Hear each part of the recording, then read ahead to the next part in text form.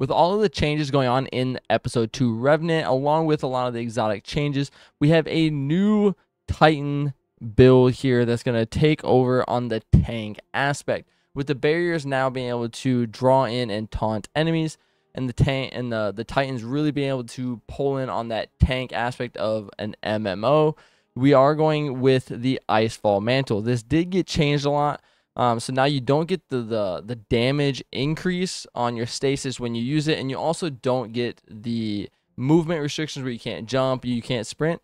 So now with the Glacial Guard, when you have the stasis super equipped, rapid stasis final blows will then grant you frost armor, and then you heal a small amount whenever you gain frost armor, replacing your class ability with a burst of stasis energy that freezes nearby combatants, slows nearby opponents, and then grants you increased frost armor. So that goes great with the artifact. I don't have it fully leveled up yet.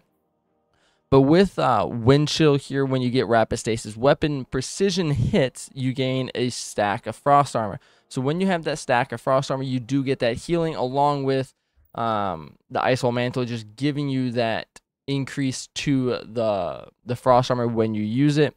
And then we're going to be pairing that with Aegir's Scepter, the trace rifle that I have been waiting for it to be useful in a more prevalent standpoint.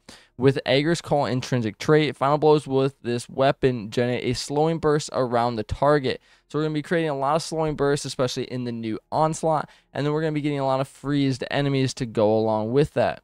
Now with Riga's Refrain, stasis weapon final blows will transfer ammo from this weapon's magazine, or transfer it to the magazine from the reserves.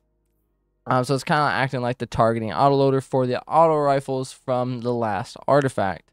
And then to pair that up, we do use the Vantage Point pulse rifle from the Revenant. We have Volt Shot and Stats for All with the Dark Ether Reaper.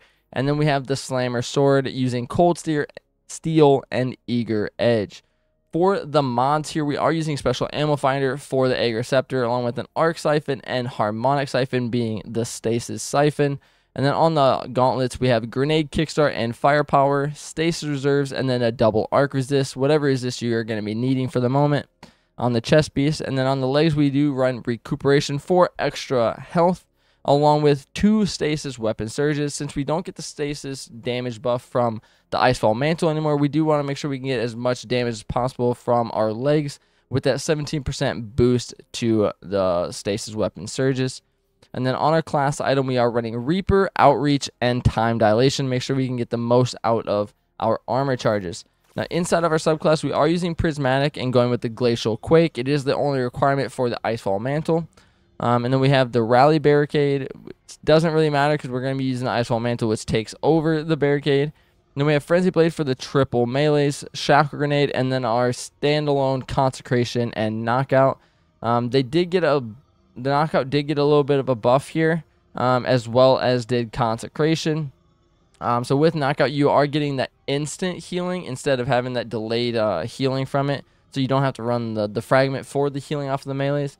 And then Consecration will now actually break the stasis crystals that you will be forming. So after you use your Glacial Quake and you have a bunch of leftover crystals that didn't blow up on the boss or on any enemies, you can then use Consecration and then destroy those crystals and create even more havoc out on the field. And then for the fragments, we are using Fast of Dawn to gain Radiant off of our powered melees. Facet of Protection, Purpose will gain us Frost Armor from any Orbs of Power. And then we have Facet of Courage, which goes along great with any of our Shackle Grenades, as well as when we are freezing enemies from the Aegir Scepter or from the Glacial Quake itself. And then we round it out here with Facet of Ruin, increasing the size and damage of the burst when you shatter a stasis crystal or frozen target, and then increases the size of the solar ignitions. We aren't really worried about the solar ignitions, but from the stasis crystal and frozen targets, we're going to be creating a lot of those through the Glacial Quake as well as the Aegir Scepter. Now on the artifacts, I am just running any barriers that you need. One with the Frost, so when we have Frost Armor active, stasis weapons gain increased reload and stability, and then our stasis swords are going to gain increased guard resist. Killing Breeze, so rapid weapon final blows are going to grant you bonus to mobility.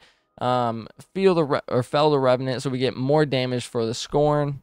And then I have Wind Chill, so we get stacks of Frost Armor from precision hits on the stasis weapon.